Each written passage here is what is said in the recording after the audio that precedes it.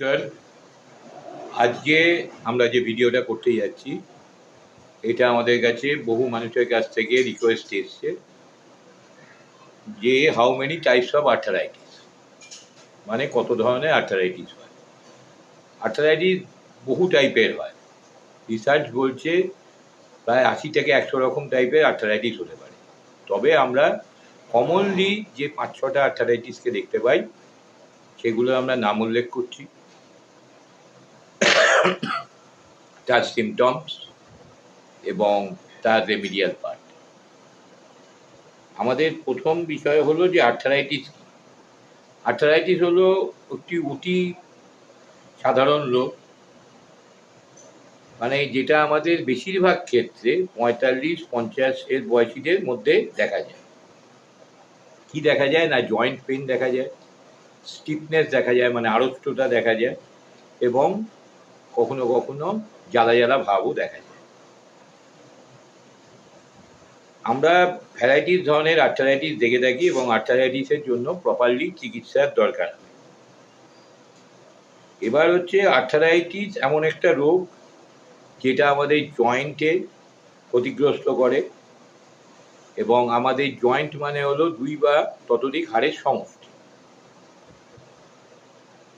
বয়স বাড়ার সাথে সাথে কিছু জয়েন্ট স্বাভাবিকভাবে ক্ষয়প্রাপ্ত হয়। সারা জীবন এই স্বাভাবিক ক্ষয়ক্ষতির ফলেই অনেকের আর্থারাইটিস হয়। কিছু ধরনের আর্থারাইটিস এমন আঘাতের পরে দেখা দেয় যা জয়েন্টকে ক্ষতিগ্রস্ত করে। কিছু নির্দিষ্ট স্বাস্থ্যগত অবস্থা আর্থারাইটিসের কারণ হতে পারে। কোথায় কোথায় হয়, যেমন হাতে হতে পারে, কবজিতে হতে পারে আর্থারাইটিস জয়েন্ট, হাঁটুর জয়েন্টে বেশি মাত্রায় আমরা দেখতে পাই।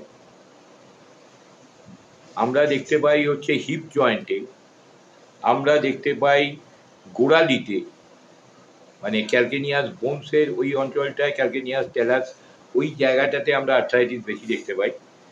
কিছু দেখতে পাই আমরা হচ্ছে শোল্ডারে, আর কিছু কোমরের নিচের অংশ, মানে হচ্ছে লাম্বার স্পাইনের অংশে আমরা দেখতে পাই।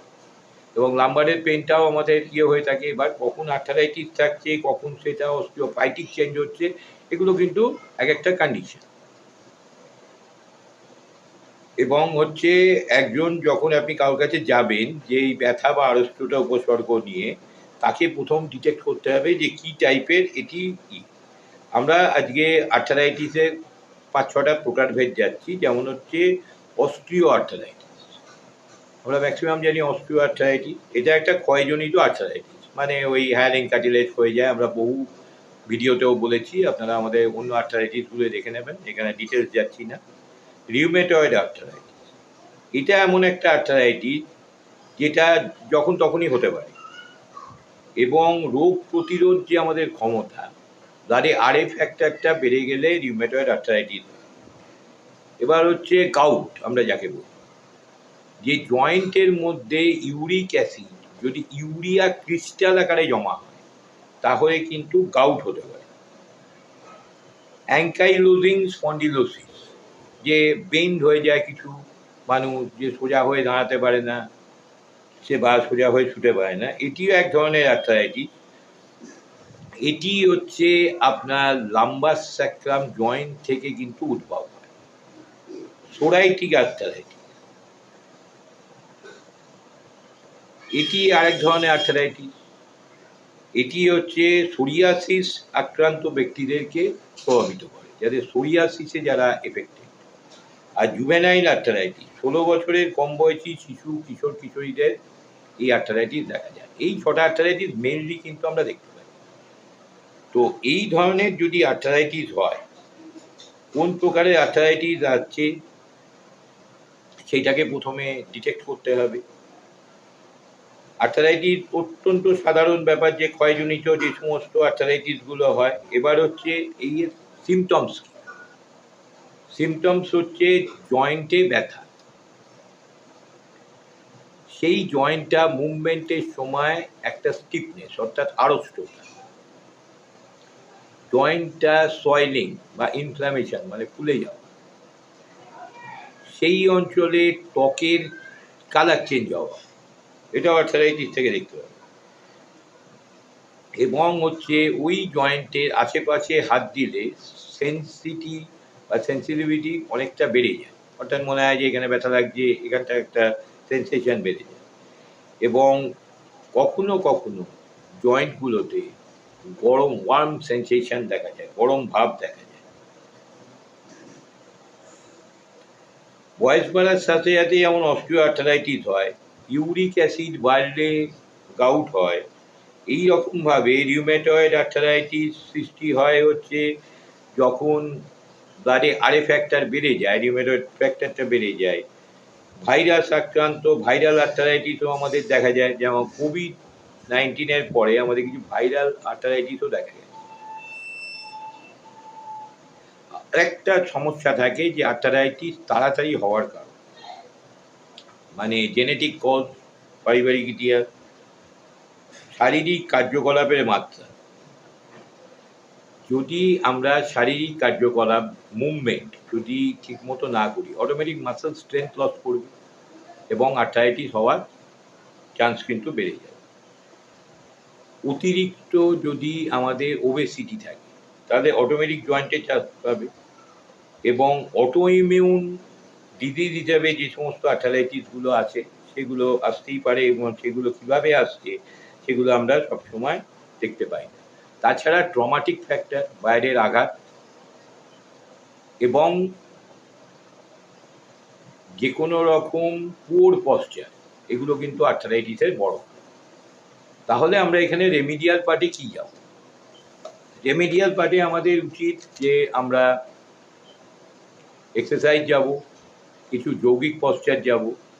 এবার আর্থারাইটিস যদি অস্টিও আর্থারাইটিস বা রিউমেটয়েড আর্থারাইটিস বলি, ধরুন নি জয়েন্টে হয়েছে, এটা কমনলি, তাহলে এখানে কি এক্সারসাইজে আমরা যাব? আমরা কি নি জয়েন্টকে কন্টিনিউয়াস ফোল্ড করবো আর খুলবো?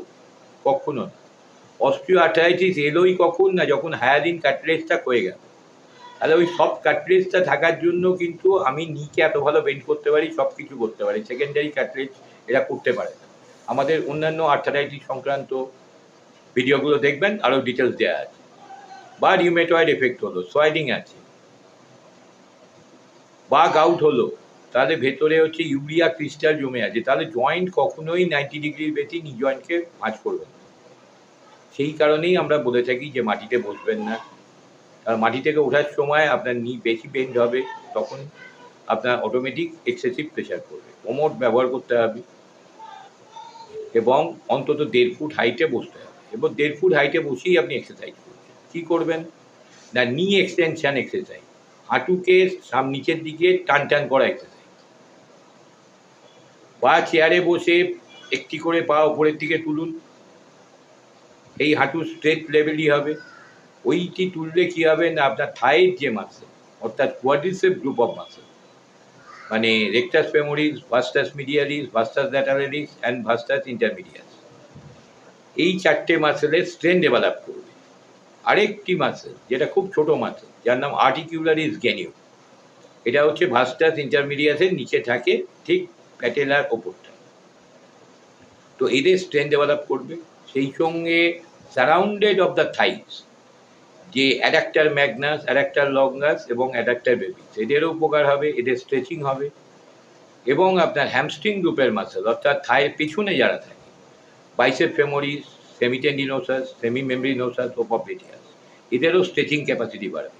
আর এরা হচ্ছে আপনার লেগ এক্সটেনশনের মাসেল, এদের যদি স্ট্রেচিং ক্যাপাসিটি বাড়ে তাহলে টোটাল আপনার যে জয়েন্ট মুভ করতে অসুবিধা হচ্ছে, যে স্টিফনেস হচ্ছে, যেগুলো কমে যাবে।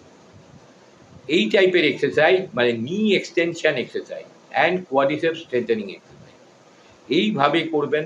হাঁটুটা বেশি বেন্ড করবেন না, বেন্ড করলে ভালো তো কিছুই হবে না, বরং যত গতিতে খারাপ হতো তার চেয়ে আরও তাড়াতাড়ি খারাপের ত্বরান্বিত হবে। এবং সবার আগে যেটা দরকার, সেটা একজন এক্সপার্টের কাছে যান, তার পরামর্শ নিন।